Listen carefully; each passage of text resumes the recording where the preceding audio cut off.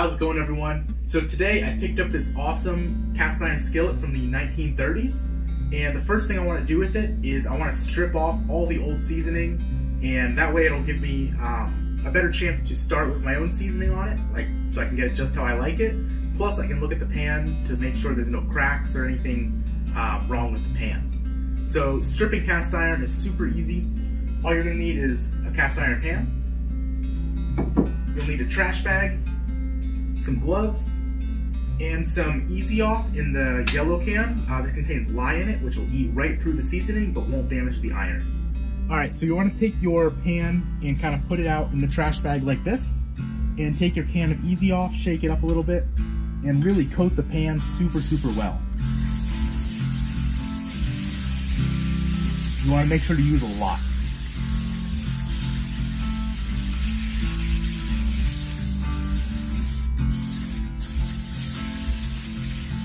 After you're done with one side, go ahead and flip it over and do the other side. Again, make sure to get everywhere. Now once you're done doing that, go ahead and take your trash bag and seal it up. And then go ahead and tie a knot, just not super tight, but just like a loose knot in the top, because you're going to seal this in, and all of these fumes are going to really strip that pan down. Perfect, just like that. So now you're going to want to leave it in here for probably a day or two. You may have to do a second application after you come back if it's not done well enough. But this should make it so your seasoning all comes off, but it's not going to damage that iron. So we'll be back as soon as this is done. So it's been about 17 hours, and we're going to open up this bag and see how our cast iron looks. Alright, so yeah, you can see all this gunk just coming off of it. That is great. That's exactly what we want to see right there. Look at that. Alright, so we're going to go inside now and we're going to clean this up. So we have our pan in the sink, and we're going to take one of these little Brillo pads and some cold water. Make sure to use cold water because hot water can cause flash rust. And we're just going to try to clean all this off.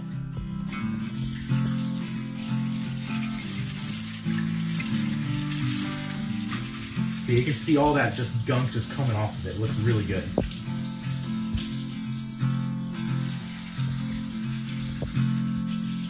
Next, what we want to do is create a 50-50 mixture of water and vinegar, and we're just going to kind of scrub that down with that water vinegar mix because it'll neutralize the lye, any remaining lye that's left, and then it'll also clean up any small amounts of rust that could be on this pan. So we're going to get our bowl here with our vinegar, and we don't need a ton. Pour the vinegar into the bowl, and we're going to put some water in it too. Alright, so that's probably close enough to 50-50. And we're going to clean up our Brillo pad a little bit. There we go.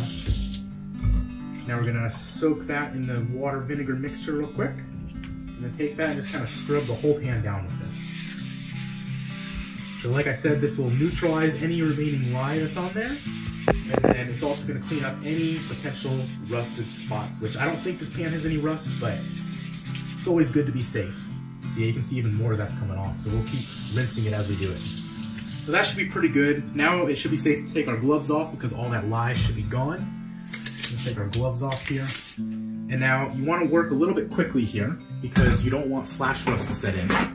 So take some paper towels and dry the heck out of it. A lot of people like to dry their cast iron in the oven, like at a low temperature, but don't do that here because heat will make flash rust happen a little faster. So it's better just to use a paper towel with this step.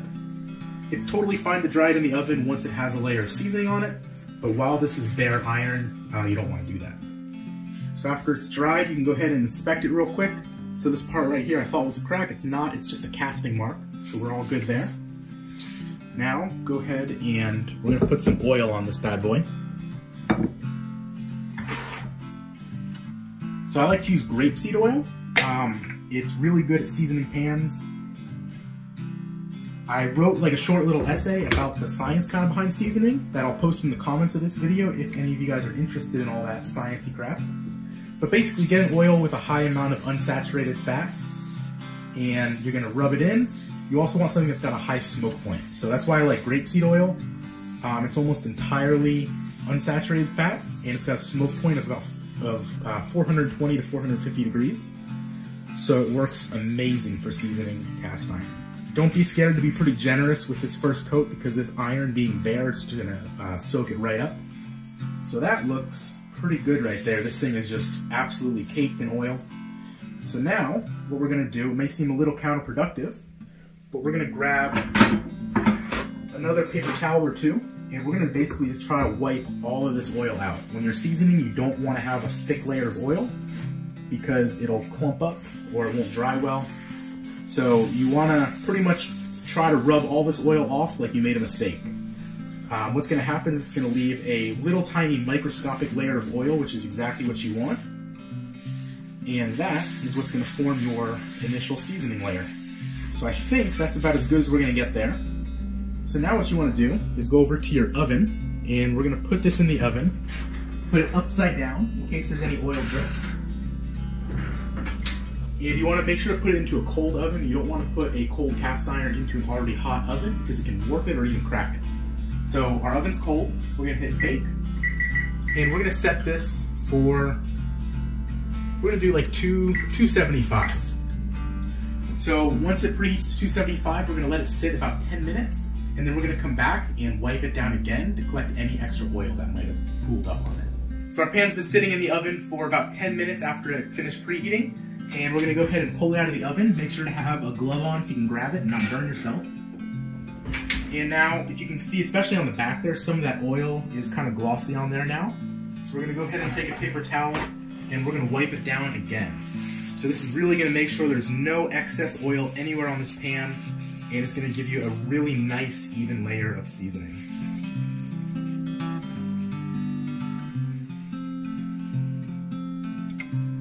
So you can see a little bit of oil coming up on there.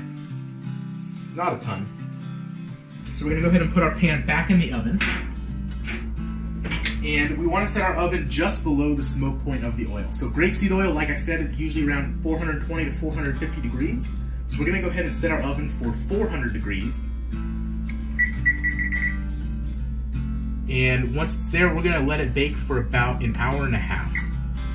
Now, in the description of this video, I will put a link to the smoke point of all sorts of common oils out there, so it's really easy for you guys to find whatever the smoke point is of that oil. So we finished up with the first layer of seasoning, and this pan looks really good. It's a nice kind of almost copper color. We're going to do 2 more layers of seasoning, and then it should be just about done. So we put 3 coats of seasoning on this pan, and this is starting to get pretty well seasoned. Now, it's not quite as good as this one. This is my most seasoned pan that I have in my whole collection. But, you can kind of see like the color difference there too, right? But this is totally something that you can start to cook on now, and the more you use it, the more the seasoning will start to look more like this. So anyways, thank you guys all so much for watching. If you guys like this video, definitely leave a thumbs up and maybe hit that subscribe button, and I'll see you next time.